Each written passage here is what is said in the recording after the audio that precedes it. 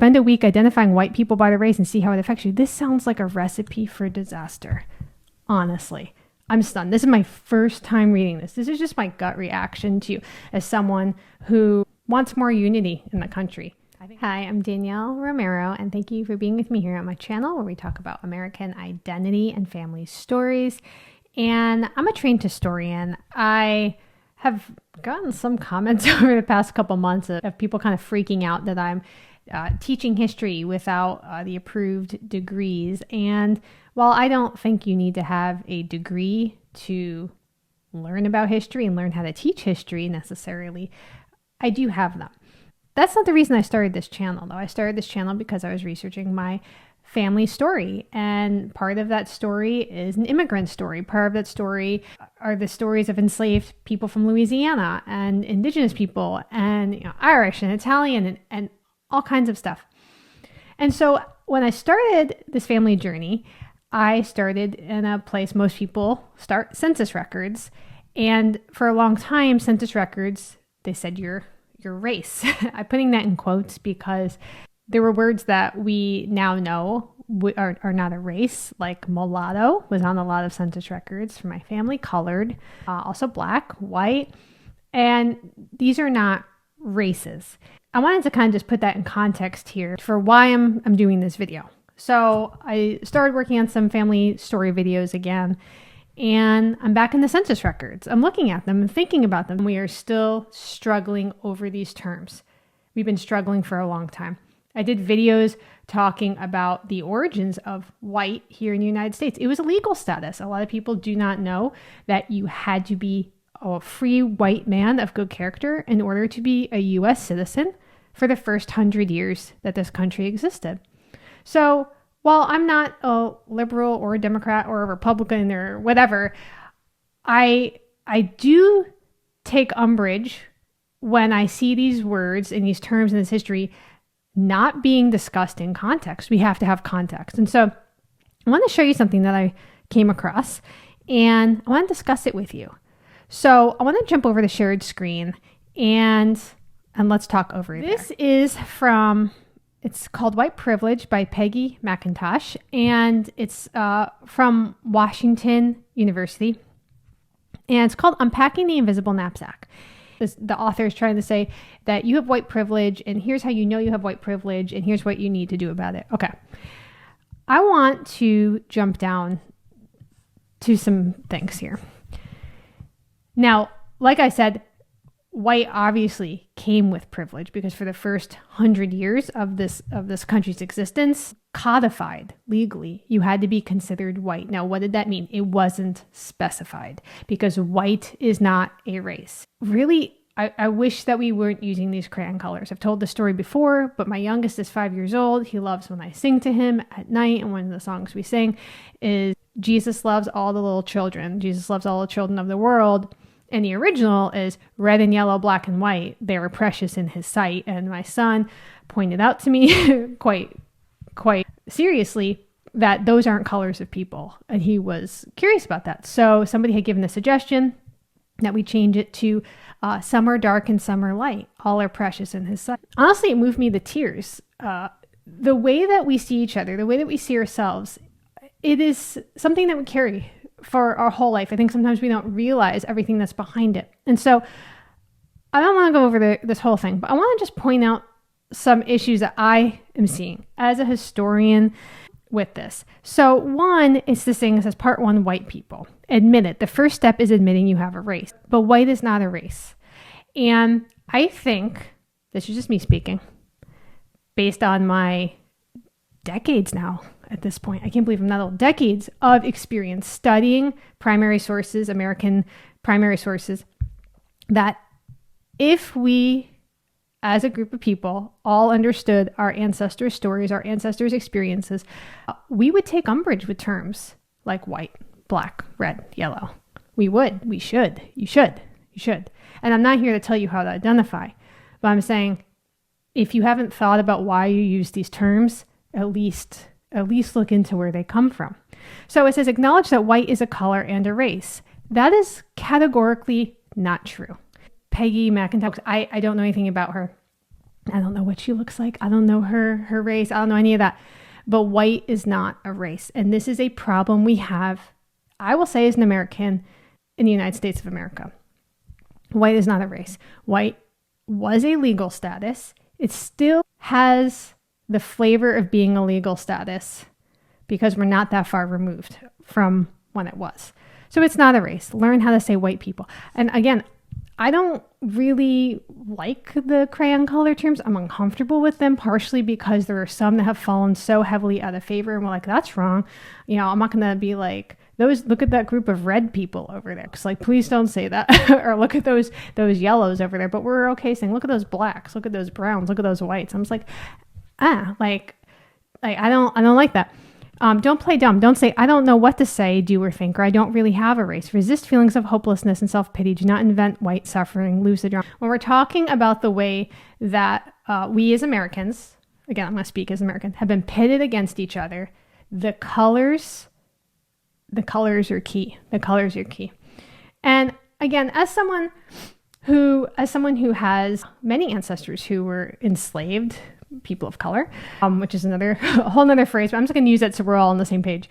And also I'm the descendant of Irish immigrants and Italian immigrants and all of these different things. To categorically put the experience of 20, 30, 40 ethnic groups into one experience is at best inaccurate and at worst malicious. And I say it because what this is doing is again creating the us versus them, the trap that we keep falling into here in our country.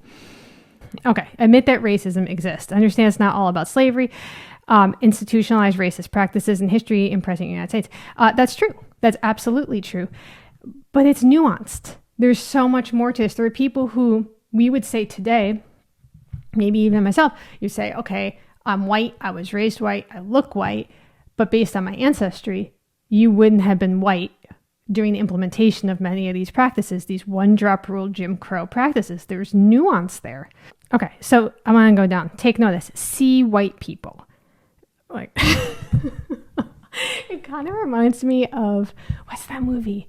I think it was The Sixth Sense, where he's like, I see dead people. That's how this feels a little bit like, I see white people. I'm like, are there white people in this room with you right now? Who are these white people? Who are they? And I'm not trying to play dumb. I'm not playing them. I'm pointing this out because, again, as a historian, as someone who spent a long time studying the Supreme Court battles over naturalization here in the United States, only 100 years ago, you had to prove that you were white or you were from Africa to get citizenship here. And let me tell you, proving you're white is very difficult because you can't point to a specific country necessarily. You can't have a specific skin tone. There was a court case that I did. I believe the man's last name was Zawa, and he was Japanese. And he was like, my skin is so much whiter than all of the people in this courtroom. And the judge was like, your skin's white, but you're not white. Okay, so what are we looking at? What does white mean? It says if you're going to identify a person by their race, make sure you identify all people by their race. That means saying, I saw this white man. White is not a race.